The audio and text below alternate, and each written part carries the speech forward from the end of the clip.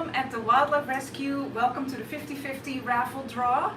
I am here with Lindsay, our hospital manager, and Aaron, a board member. My name is Linda, I'm one of the co-executive directors. So before we go into the raffle draw, let's do a little interview and let you know what's happening at Wildlife Rescue. So, Lindsay, what do we currently have in care? So what we have right now are a lot of gulls and a lot of mallards. The gulls especially are coming out of their nests a little too early. A lot of them, as we all know, nest up very high, and so they'll come popping out of those nests, end up several stories lower than they were before, and that is when they come into us for care. Wonderful.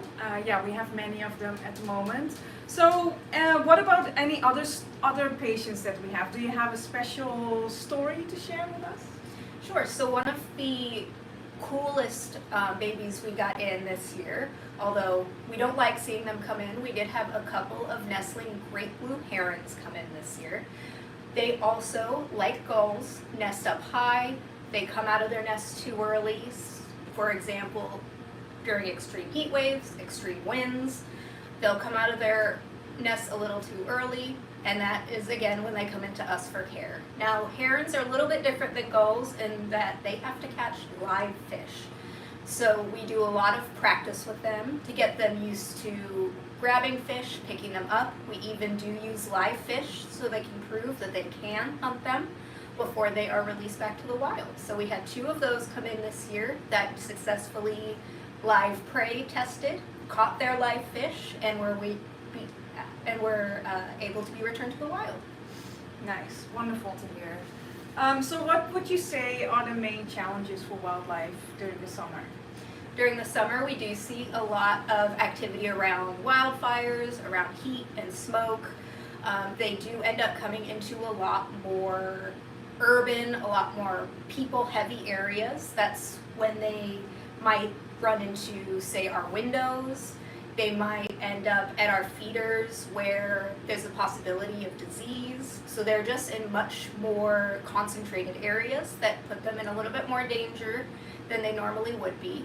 So one of the things we always want to encourage is keeping our feeders clean and our bird baths water available, but also nice and clean for them. So that they're not spreading anything between each other.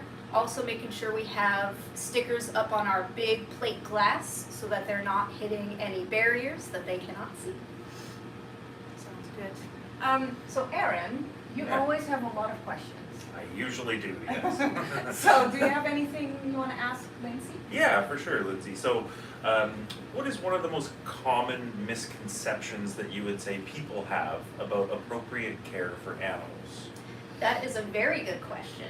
One of the big ones we always run into every spring and summer is that if you touch a baby bird, its mother will reject it because it can smell the human on them. Most birds have little to no sense of smell. Only a few specific species, like our turkey vultures, who rely on that for food. They cannot smell if you have touched their baby. We always welcome you to give us a call if you find a baby and you're not sure. But do not worry about taking it out of danger, about possibly returning it to a nest if it has fallen. But always give us a call. We're happy to give you some guidelines, but that is not true, that they will reject their babies because they've been handled. That's good, because we like to put healthy babies when they do come to us back in the nest where they belong. Yep, that's the best chance they have, is being raised by their families. Yeah. So tonight we're doing a 50-50 draw, which everybody did a wonderful job buying tickets and helping us raise money that way. So what are the funds used for? So right now we are using a lot of fish for all those baby gulls that we've got, as well as, interestingly, a lot of lettuce. So as our most populous animals, our gulls and our ducks, they are mowing through heads and heads of lettuce and eating tons and tons of fish.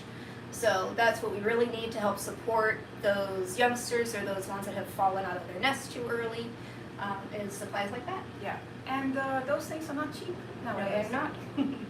Especially the lettuce. Yeah. So what other things can people do themselves to help wildlife through the summer?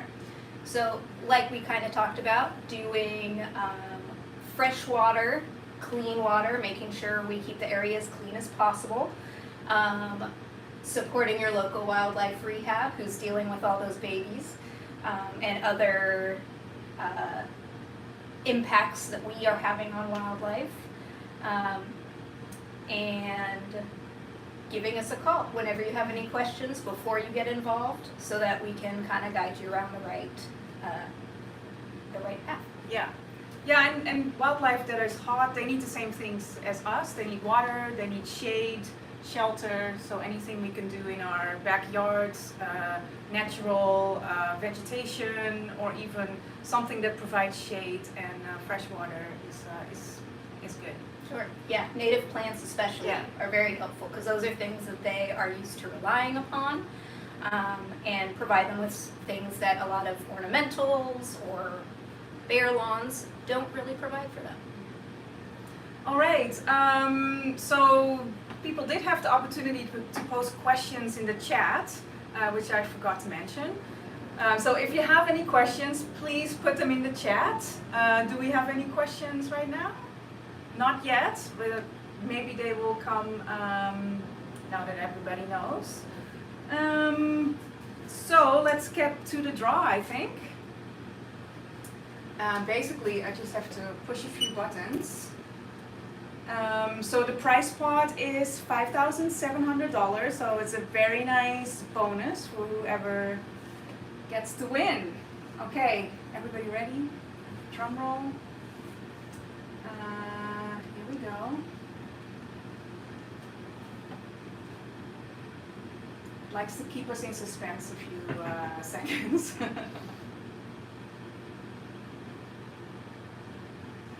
Did any questions come in? Just checking. Okay.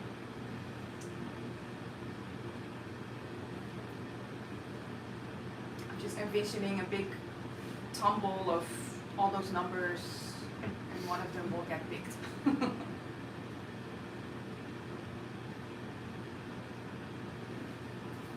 Anything else you would like to talk about, Aaron? Yeah, sure. My brother volunteered here for many years before, and I'm a relatively new board member here. It's really important work that happens at Wildlife Rescue, and I got a bit of a tour walking through here, and there's a lot of dedicated volunteers and staff that a lot of people have a misconception about animal care and appropriate rehab for animals, and the reality is it's hard work. It is very hard work, and I think that that's something that needs to be recognized and appreciated, because they're caring for animals that can't care for themselves. So I think that's really important. Nice, thank you. Okay, we have a winner! We have a winner! Woo! The winner is... You would like me to name Yes. it? All right. The winner is, I'm just going to drag it out for as long as possible, draw up the anticipation, Ian Preston. Ian Preston is the winner of the 50/50, so thank you very much for your donations, and thank you for participating in the 50/50 draw. It's very much appreciated. Okay, so Ian is from Vancouver. I have to put in the ticket number to confirm with the system, and then it will show up on our website as well.